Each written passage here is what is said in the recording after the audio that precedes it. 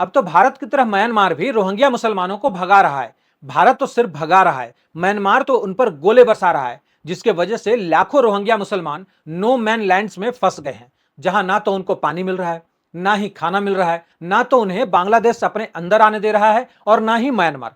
एक कहावत है कि जो दूसरों के लिए गड्ढा खोदता है अंत में वो उसी में गिरता है। बांग्लादेश और म्यांमार का वो बॉर्डर जो सालों से सिर्फ घुसपैठ और तनाव के लिए जाना जाता था, अचानक एक ऐसी जंग का मैदान बन गया जिसके बारे में किसी ने कल्पना तक नहीं की थी। आसमान से अचानक आग के गोले बरसने लगे, जमीन हिलने लगी और चीख पुकार के बीच लाखों जिंदगियां एक बार फिर तबाही के मुहाने पर आकर खड़ी हो गई। म्यांमार की सेना ने अपनी ही सरजमी के एक हिस्से पर इस कदर बमबारी की कि उसकी धमक सीधे बांग्लादेश के अंदर तक महसूस की गई। यह कोई मामूली मिलिट्री ऑपरेशन नहीं था, बल्कि एक सोची समझी रणनीति के तहत किया गया वो हमला था जिसने अंतरराष्ट्रीय कूटनीति के बंद कमरों में खलबली मचा दी है। जब पहला फाइटर जेट म्यांमार के आसमान में गूंजा तो नीचे जमीन पर मौजूद रोहिंग्या बस्तियों में सिर्फ मौत का सन्नाटा छाने लगा था। गोलियों की तड़तड़ाहट और मोर्टार के सेल जैसे ही जमीन से टकराए, सालों से डर के साए में जी रहे इन लोगों के पास भागने के अलावा कोई रास्ता नहीं बचा। लेकिन भागे भी तो कहां। एक तरफ म्यांमार की बेरहम सेना जो किसी भी कीमत पर इन्हें अपनी जमीन से बेदखल करने पर तुली हुई है, और दूसरी तरफ बांग्लादेश का वो बॉर्डर जहां पहले से ही लाखों शरणार्थियों का बोझ उठाने की वजह से पैर रखने तक की जगह नहीं है। इस बीच जो भगदड़ मची उसने मानवीय इतिहास के सबसे खौफनाक मंजर को दोबारा जिंदा कर दिया। बच्चे, बुजुर्ग, औरतें सब अपनी जान बचाने के लिए कीचड़, जंगलों और कंटीले तारों की तरफ दौड़ पड़े। लेकिन सवाल सिर्फ इस भगदड़ का नहीं है, सवाल उस टाइमिंग का है जिस वक्त म्यांमार की जुंटा सरकार ने इस हमले को अंजाम दिया। आखिर ऐसा क्या हुआ कि म्यांमार की सेना को अपनी ही सीमा पर इतने बड़े पैमाने पर बम बरसाने पड़े? क्या यह सिर्फ रोहिंग्या विद्रोहियों को दबाने की कोशिश थी, या फिर इसके पीछे कोई बहुत बड़ा जियोपॉलिटिकल गेम चल रहा है जिसमें भारत, चीन और बांग्लादेश जैसे देश सीधे तौर पर प्रभावित होने वाले हैं? जब आप इस पूरी क्रोनोलॉजी को समझेंगे तो आपको अंदाजा होगा कि यह सिर्फ दो देशों के बीच का सीमा विवाद नहीं है, बल्कि यह साउथ ईस्ट एशिया की जियोपॉलिटिक्स को पूरी तरह से बदलने की एक बहुत बड़ी साजिश का हिस्सा हो सकता है। म्यांमार का रखाइन प्रांत, जिसे दुनिया अराकान के नाम से भी जानती है, लंबे समय से एक सुलगता हुआ ज्वालामुखी रहा है। इस बार जो हुआ उसकी जड़ें म्यांमार के भीतर चल रहे गृह युद्ध से जुड़ी हुई है। म्यांमार की सेना यानी कि तटमांडा पिछले कुछ समय से अपने ही देश के बागी गुटों से पूरी तरह से घिरी हुई है। अराकान आर्मी जो रखाइन प्रांत में स्वायत्तता के लिए लड़ रही है, उसने सेना के कई ठिकानों पर कब्जा कर लिया। अपनी इस नाकामी को छिपाने और खोए हुए इलाकों पर दोबारा कंट्रोल करने के लिए म्यांमार की सेना ने बौखलाहट में भारी हथियारों का इस्तेमाल शुरू कर दिया। इन्होंने यह भी परवाह नहीं की कि उनके दागे गए गोले अंतरराष्ट्रीय सीमा को पार करके बांग्लादेश की संप्रभुता को चुनौती दे रहे हैं। मतलब बांग्लादेश के बॉर्डर के उस पार भी उनके बम गिर रहे हैं। और इस ऑपरेशन के दौरान म्यांमार के लड़ाकू विमानों और हेलीकॉप्टरों ने बांग्लादेश के बंदरबन जिले के नायक खोगड़ी छड़ी सीमा के बिल्कुल करीब बमबारी भी की। कई मोर्टार सेल सीधे बांग्लादेश की सीमा के अंदर गिरे, जिससे वहां के स्थानीय नागरिकों में भी दहशत फैल गई। म्यांमार सेना का तर्क था कि वे रोहिंग्या सॉल्वेशन आर्मी यानी कि ARSA और अराकान आर्मी के ठिकानों को निशाना बना रहे थे, जो सीमा पार करके बांग्लादेश में छिप जाते हैं। लेकिन इस सैन्य कार्रवाई की आड़ में जो सबसे बड़ा नुकसान हुआ वो उन बेकसूर रोहिंग्यों का हुआ जो पहले से ही रखाइन प्रांत के तंग कैंपों में अपनी जिंदगी काटने को मजबूर थे। यहां पर इसलिए बोल रहा हूं कि वो बेगुनाह थे। हो सकता है कुछ लोग वहां पर इंटर किए होंगे इलीगल, कुछ लोग वैसे भी होंगे जो रियल में मजबूर होंगे। उनको कहीं से भी आए होंगे, जो अपने देश में उनकी सर्वाइवल नहीं हो पा रही है तो वहां पे गए हैं, उनकी मजबूरी है। तो वैसे लोगों को बोल रहा हूं। बाकी तो ये लोग दूसरे देश में घुसते हैं सिर्फ इसीलिए कि डेमोग्राफी वहां के चेंज करनी है, तो वहां की भी कहानी यही है। तो इसलिए सिर्फ कहने का मतलब यही है कि वो लोग बेगुनाह हैं जो रियल में मजबूर हैं। बाकी तो इनको भगा रहा है, बहुत बढ़िया काम हो रहा है। भारत भगा रहा है, बहुत बढ़िया काम हो रहा है। अब देखिए, जैसे ही बमबारी शुरू हुई म्यांमार के गांवों में आग लगा दी गई।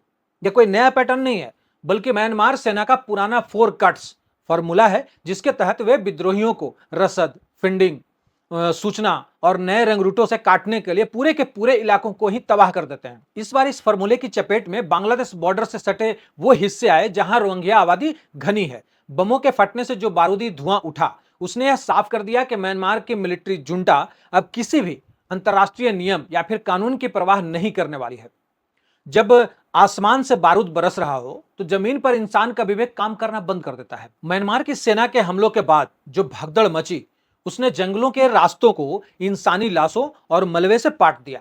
रोहिंग्या मुसलमान जो पहले से ही 2017 के नरसंहार के जख्मों को भूले नहीं थे, उन्हें लगा कि इतिहास खुद को दोहरा रहा है।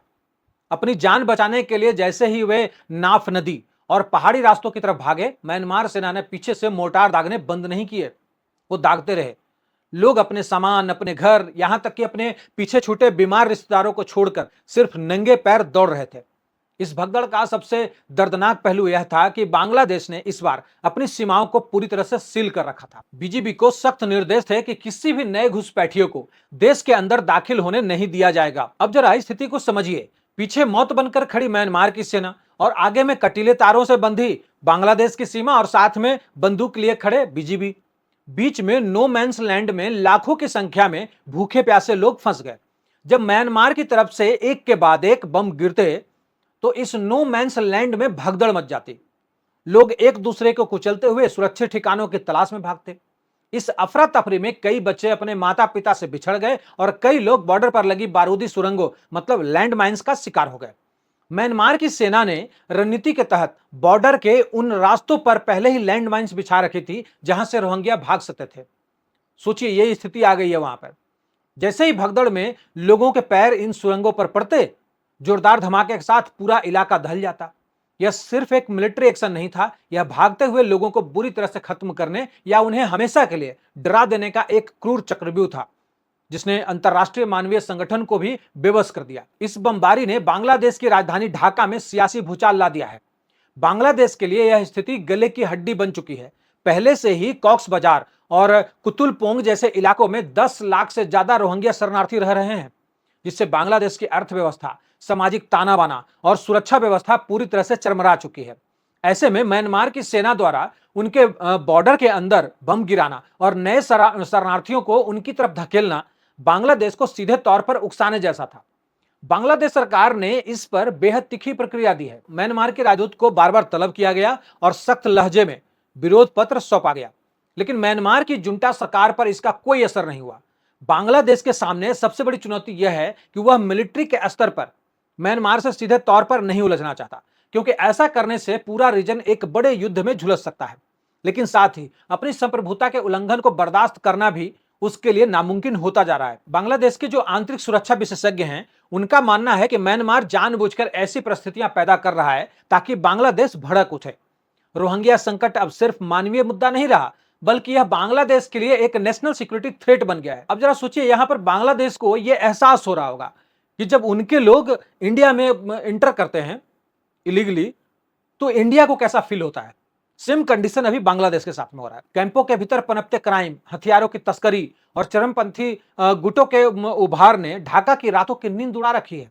इस नई बमबारी ने उस आग में घी डालने का काम किया है जिससे बांग्लादेश के भीतर स्थानीय आबादी और रोहिंग्या के बीच का तनाव अब हिंसक मोड़ लेने लगा है। अब बात करते हैं उस असली खेल की जो इस पूरी हिंसा के पीछे, पर्दे के पीछे से खेला जा रहा है। म्यांमार और बांग्लादेश के इस बॉर्डर पर जो कुछ भी हो रहा है, उस पर दुनिया के दो बड़े देशों की नजरें टिकी हुई है, चीन और भारत। म्यांमार में चीन का बहुत बड़ा दांव लगा हुआ है। China Myanmar economic corridor CMEC, यानी कि जिस तरह से पाकिस्तान में है CPEC, उसी तरह से। और इसके अकॉर्डिंग चीन रखाइन प्रांत के कया कैफ्यू में एक गहरे समुद्र का बंदरगाह यानी कि डीप सी पोर्ट बना रहा है। चीन को अपनी ऊर्जा सुरक्षा के लिए म्यांमार के जरिए हिंद महासागर तक सीधी पहुंच चाहिए। इसीलिए चीन कभी नहीं चाहेगा कि म्यांमार की जुंटा सरकार कमजोर हो, भले ही इसके लिए उसे रोहिंग्या पर हो रहे अत्याचारों पर आंखें मूंदनी पड़े। दूसरी तरफ भारत के लिए यह स्थिति बेहद संवेदनशील है। भारत का Kaladan multi modal transit transport project भी इसी इलाके से गुजरता है, जो भारत के नॉर्थ ईस्ट राज्यों को म्यांमार के सितवे पोर्ट से जोड़ता है। अगर म्यांमार बॉर्डर पर अस्थिरता बढ़ती है तो भारत का यह महत्वाकांक्षी प्रोजेक्ट लटक सकता है। इसके अलावा भारत को यह भी डर है कि अगर बांग्लादेश बॉर्डर से रोहिंग्यों का नया जत्था भारत के नॉर्थ ईस्ट या फिर अन्य राज्यों में घुसपैठ करने में कामयाब रहा तो देश की आंतरिक सुरक्षा के लिए नया संकट खड़ा हो जाएगा। यही वजह है कि म्यांमार की सेना जब अंतरराष्ट्रीय सीमाओं का उल्लंघन करती है, तब भी वैश्विक महाशक्तियां उस तरह का कड़ा रुख जो होता है, जो एक्शन होता है, वो नहीं लेती, जैसा कि दुनिया के दूसरे हिस्सों में देखा जाता है। संयुक्त राष्ट्र यानी कि UN सिर्फ निंदा प्रस्ताव पास करके रह जाता है, क्योंकि सुरक्षा परिषद में चीन और रूस जैसे देश म्यांमार के खिलाफ किसी भी बड़े प्रतिबंध को विटो कर देते हैं।